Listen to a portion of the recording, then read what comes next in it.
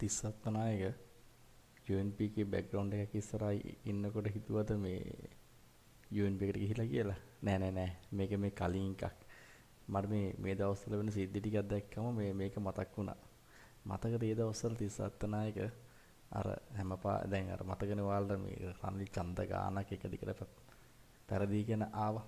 ඉතින් ඔය ඡන්දයක් පෙරදුනාම තිස්සත්ත නායක පක්ෂේ මහලේකම් විදිහට මොකද කරන්නේ හැමදාම ග්‍රාෆ්ස් ටිකක් ගේනවා. ගෙනල්ලා ඔය ප්‍රෙස් එකේ වාඩිලා කියනවා අපේ මෙන්න මේ නගර සභාවේ ඡන්ද ප්‍රතිශතය වැඩි වෙලා තියෙනවා. මේ පළාත් සභාවේ මේ තිබ්බ ප්‍රතිශතයට මෙච්චර වැඩි වෙලා තියෙනවා.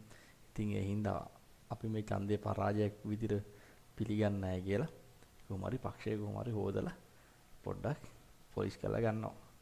අරගෙන ඊළඟ ඡන්දෙට කොහොම හරි මොරාල් අප් කරලා අර පාක්ෂිකයෝ ටිකත් ලෑස්ති කරගෙන යන වැඩේ මිනිහා කොහොම හරි මහලේකම් විදියට කරනවා. ඇත්තටම ওই මහලේකම් කියන්නේ එන කරුමක්කාර ජොබ් එකක්ද මන්ද නේද? ඇයි ඉතින් අනුන් කරන හැම මගුලම මෙතන ඇවිල්ලා හොදන්න ඕනනේ. නේද? තමන්ගේ චරිතෙත් ඝාතනය කරගෙන. හැබැයි ඉතින් ඝාතනය කරගන්න චරිතයක් නැහැ. තියෙන ඒවා තුම්මනේ ඝාතනය කරගන්නේ. ඉතින් මට මේක මතක් වුණේ මේ දවස්වල මේ වෙන දේවලුත් දැකලා. ඉතින් බලන්නකො මේ දවස්වල වෙන දේවල් එක මේ පාක්ෂික මහලේකම් කෙනෙක්ට වෙලා තියෙන දේවල්. ඔයාලා නිකන් හිතෙන්නේ නැද්ද එහෙම? මේකේ මේ මහලේකම් කෙනෙක් වෙනවා කියන්නේ එහෙනම් කරුමක්කාර වැඩක් කියලා. ඉතින් පොඩ්ඩක් මේ ටිකත් අහලා බලන්නකො මොකද වෙන්නේ කියලා.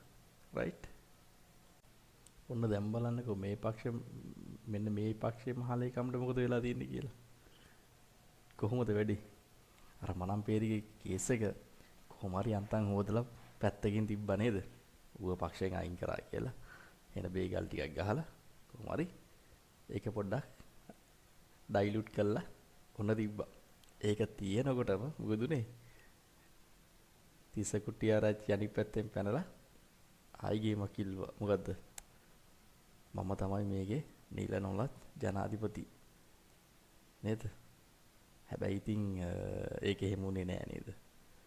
මං හිතන්නේ මේ පරම්පරාවෙන් පිට මොකෙකුටවත් ඔයගේ පස් පා ගන්න හම්බෙන්නේ නැහැ. හරි. ඒක දැන් මට වෙන්නේ මේ කුට්ටියට තේරිලා. ඒක තමයි ඌ මේ දවස්වල අර මේ පොළොන්නරුව අනුරාධපුර පැත්තට ගිහිල්ලා අර පොඩි මීටින් ටිකක් තියාගෙන හිතේ දු කියන කෑ ගහන්නේ. ඉතින් ඔහොම තමයි ඉතින් නේද පක්ෂේ මහලේකම් කෙනෙක් වුණාම මොන මේ රෙද්දාවත් අපුල්ලලා තියලා ලස්සනට වැලිය දාලා තියන්න ඕන. දැන් අපි බලන්න ඕනේ මොකක්ද දන්නවද? දැන් ඉස්සරහට තව ආතල් ගොඩක් සෙට් වෙනවා. ඉතින් මට අර 37 නායකගේ ඒ දවස්වල චරිත මතක් වුණෙත් මේ දැන් වෙන දේවල් දැකලා. ඉතින් අපි බලමු කොහොමද මෙයා මේක මේ හොදන වැඩේ කරන්න කියලා. හැබැයි මෙහෙමයි. නිකන් බලන් ඉඳලා බෑ. මෙයාලා මේ කරලා තියෙන දේවල් ගැන පොඩි අවබෝධයකුත් ගන්න ඕන.